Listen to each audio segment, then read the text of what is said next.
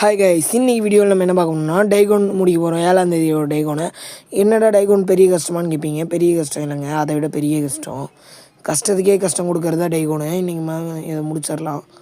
அந்த ரோபோட் சரியான வடப்பானவங்க. நான் எப்போவுமே வீடியோ எடுக்கும் போதே தான் பேசிகிட்டு எடுப்பேன். அதுவும் இல்லாமல் அதை இன்றைக்கி தான் டப் பண்ணுறேன். ஏன்னா டப் பண்ணால் தான் நல்லா இருக்குனாங்க. இப்போ பாருங்கள், வீடியோ சரியான ஸ்பீடாக இருக்கா. நான் அழுத்தி பிடி மாதிரி விளாண்டுருக்கேன்.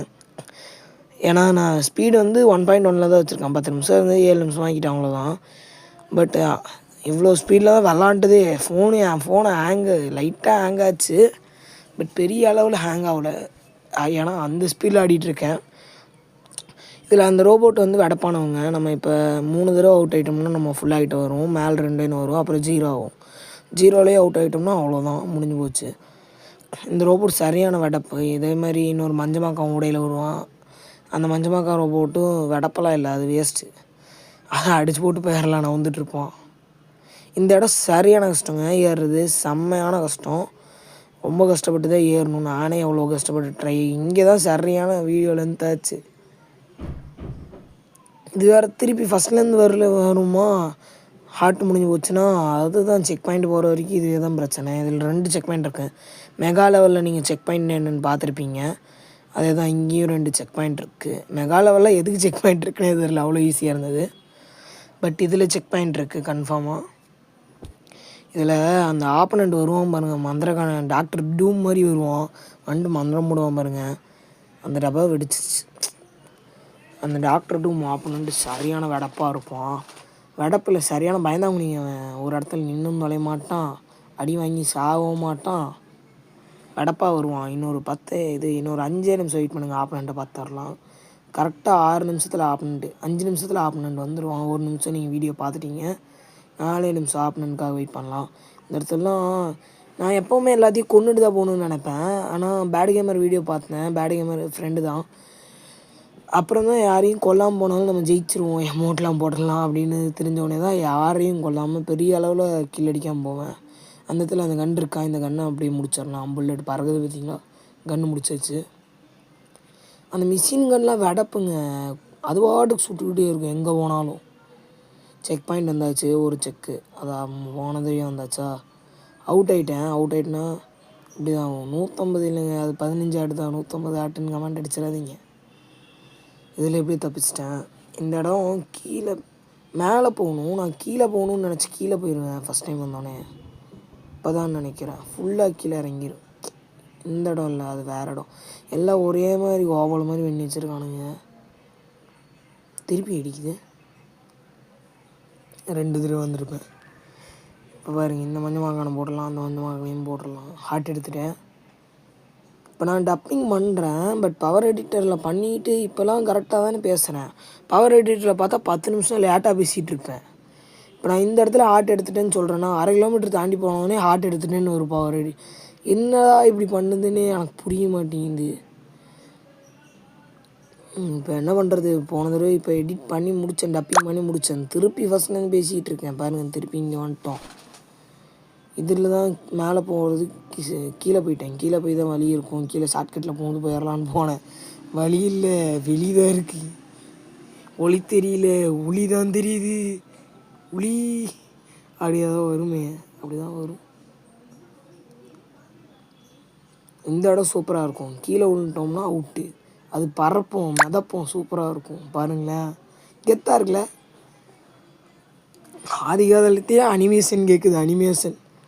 இங்கெல்லாம் எல்லாத்தையும் கில் அடிச்சுட்டு இப்போ தான் மஞ்சமாக்கா வருவான். மேலே தான் வருவான் அந்த மஞ்சமாக்கா.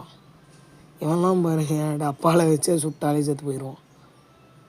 அவன் அங்கே ஒருத்தர் இருக்கான் பாருங்கள், எத்தனை புல்லட் அடிக்கிறான் ஒரே செகண்டில். வெறியாகுது. இப்படி அழுத்தி பிடிக்கிறேன்னு ஃப்ரீ ஃபயருக்குலாம் யாரும் கூப்பிட்றதிங்க. ஆடினதே இல்லை, ஆடவும் மாட்டேன். அது எனக்கு பிடிக்காது.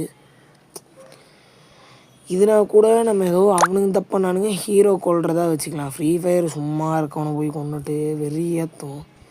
பேட் பிளேயர் நோ பிளேயர்னு சொல்கிறதெல்லாம் சொல்லிக்கோங்க. பட் எனக்கு பிரச்சனை இல்லை. எனக்கு அதெல்லாம் முக்கியம் இல்லை. எனக்கு பிடிச்ச கேம் நான் போடுவேன். ஃப்ரீ ஃபயர் போடணுன்னு கட்டாயப்படுத்திகிட்டு இருக்காங்க கிளாஸ்குள்ளே எல்லாருமே ஃப்ரீ ஃபயர் பிளேயர்ஸ். 45 பேரில் எல்லோரும் ஃப்ரீ ஃபயர். எனக்கு மட்டும்தான் ஆடவும் தெரியாது, நான் விளாண்டதும் இல்லை, ஏற்றுனதும் இல்லை. என் ஃபோனை வேறு கிரிக்கெட்டு கிரவுண்டுக்கு கொண்டு போனால் கிரவுண்டுக்கு கொண்டு போனால் எடுத்து ஃப்ரீ ஃபயர் ஏற்றி வச்சிட்டானுங்க ஒரு நாள். கொண்டே போட்டுருவோம். அவனுக்கு முன்னாடி அழிச்சு தூக்கி ஓட்டு அடின்னு அடிச்சிட்டேன். பாருங்கள் திருப்பி அவுட்டாகி வந்துட்டுருக்கேன். செத்து விளாட்லாம். இம்ரான்ஜி சொன்னார் பேட் கேமரு ஒரு வீடியோவில் சொல்லியிருந்தார். செத்து விளாட்லாம் நல்லா இருந்ததுங்க. ஆனால் டைலாக்கு ஆபி கேமில் ஏதோ லாவாக்குள்ளெல்லாம் போகிற மாதிரி ஏதோ ஒரு ஆபி போட்டிருந்தார். அந்த ஆபியில் தான் சொல்லுவார் செத்து விளாட்லாம். இன்னொருத்தர் போனால் அவனால் குதிக்க முடியாது, செத்து விளாட்லாம் பாரு. அவர் குதிச்சு போயிடுவார். அவன் கடைசியில் கேம்லேருந்தே வெளியே போயிட்டானாமா. சூப்பராக இருக்கும் பேட் கேம் இருப்பாருங்க. அப்புறம் இப்போ புதுசாக ஆரம்பித்து ஒரே நாளில் சனூஃப் தான் கிளாஸ்மேட்டு தான் FF தமிழ் கேமர் 13 ஆரம்பித்து ஒரே நாளில் 37 சப்ஸ்கிரைபர். தலைமை எப்படின்னு பார்த்துக்கோங்க. 37 நாள் 17 ஆம் பண்ணது இம்ரான் 4 பண்ணியிருப்பான். எல்லாம் அப்படி பண்ணாலும் பட் அவன் ஒரே நாளில் போட்ட ஃபஸ்ட் வீடியோவே வந்து 1400 ஷார்ட்ஸு வியூஸ். என்ன ப்ரோ உங்களுக்கும் தானே 3000 போகுதுன்னா, பட் நான் பாட்டு போடுறதுனால போகுது. சாதாரணமாக ஷார்ட்ஸ் போட்டால் போகாது. அவன் சும்மா பேசி போட்ட ஷார்ட்ஸே அவ்வளோ போயிடுச்சு. என்னாலே வடப்பு. இந்த ரோபோட் ஒரு மஞ்சமாக்கான். பட் அவன் டப்பா இருந்ததுனால தப்பிச்சான். எல்லாம் கீழே விழுந்தே போயிருப்பான். மேலே போய் அடிச்சு கொண்டுடலாம். இப்போ ஆப்பனண்ட்டை பார்க்க போகிறீங்க. சீக்கிரத்தில் பார்க்க போகிறீங்க ஆப்பனண்ட்டை. இது முடித்து கீழே இறங்கணும்னா ஆப்பனண்ட்டு.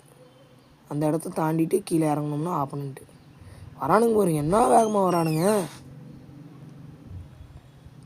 ஓகே தாண்டிடுவோம். அந்த மேலே ஒருத்தர் இருக்கான்ல, அவனை போட்டோம்னா நமக்கு எதாவது கிடைக்கும்னு நினைக்கிறேன். சொன்னேன்னா ஆரஞ்சு சட்டை போட்டோன்னுங்களோ ஆப்பனண்ட்டை பார்க்க போகிறீங்க. பயங்கரமான opponent, deadly opponent, blood light. Final destination 6 கூட இவ்வளோ பெரிய ஆப்பனண்ட் இருக்க மாட்டான். பார்த்துட்டிங்கன்னா சொல்லுங்கள். ஃபைனல் டெஸ்டினேஷன் 6 இப்போ பாருங்கள் செம்மையாக போயிட்டுருக்கு. இவன் தான் ஆப்பனண்ட்டு. இவனோட ஒரு புல்லட் பார்த்தா 25 பாயிண்ட் போயிடும். சரியான ஓகே இப்போ ஆப்பனண்ட்டை முடிக்க போகிறோம். அவனோட பிளட் ரொம்ப கம்மியாக இருக்குது. இப்போ எப்படியும் போயிடுவான். பிளட்டு பாரு செம்மையான கம்மியாக இருக்குங்க. எல்லாருமே பார்த்திங்கன்னா தெரிஞ்சிடும் பிளட் ரொம்ப கம்மியாக இருக்குது. இப்போ கொல்ல போகிறோம், முட்டிக்க போகிறோம். எண்டு அமௌண்ட் போட்டதுனால செம்மையாக பிளட்டு போட்டானா பார்த்தீங்களா, கையில் இருந்து ஒன்று எடுத்து போட்டானா. நான் அப்போ தெரியாது இதை போட்டால் இப்படி அவுட் ஆயிடுவான்ட்டு. இதை போட்டோன்னு நான் வந்துட்டேன். இப்போ பாருங்கள் வந்துட்டானா, ஒரே புல்லட் அமௌண்ட்டை போடுறாடே ஜெயிச்சிட்டோம்னா மாப்பிள்ள.